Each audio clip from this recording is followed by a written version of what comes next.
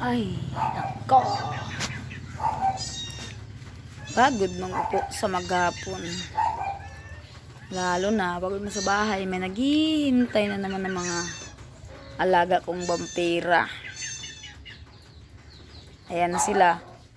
Isa, dalawa, tatlo, apat, lima. Naghihintay ng pagkain na nila.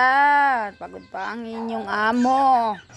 At ayan, hintay-hintay lang sila na makakain kasi nga, paano ako makakadaan dyan at baha? Paano ko sila malagbigyan ng pagkain? At ayan naman si Mersay. Ay naman si Ate Mers, sabi pa na magawa ng tulay. Oh, paano mo yan lagyan ng tulay dyan? So wala tayong magagawa guys. Kaya ayan na guys, bababa na ako. Tuloy-tuloy ko pa.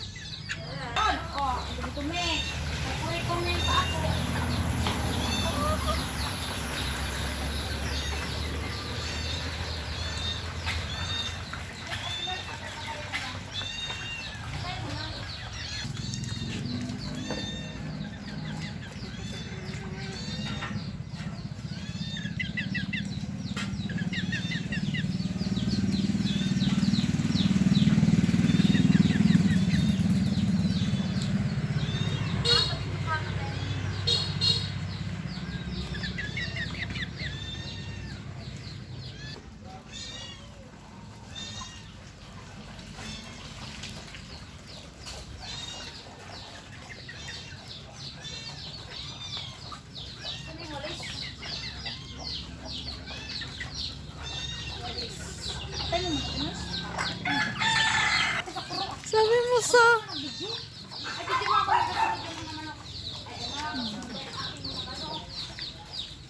gutom na. Gutom na ang mga manok ni Rosan.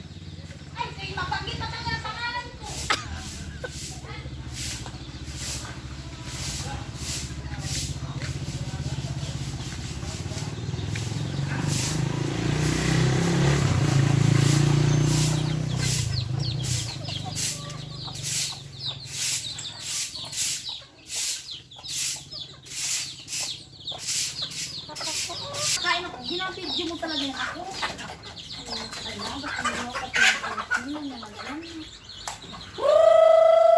Sabi ka dyan, Ate Mers. Patayin mo lang pag ano.